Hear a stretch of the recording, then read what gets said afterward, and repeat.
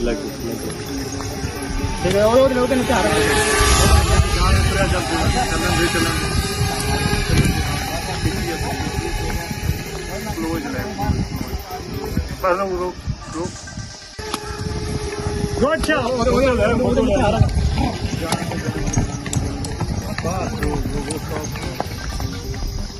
इनको बच्चा अच्छा लग रहा है हाँ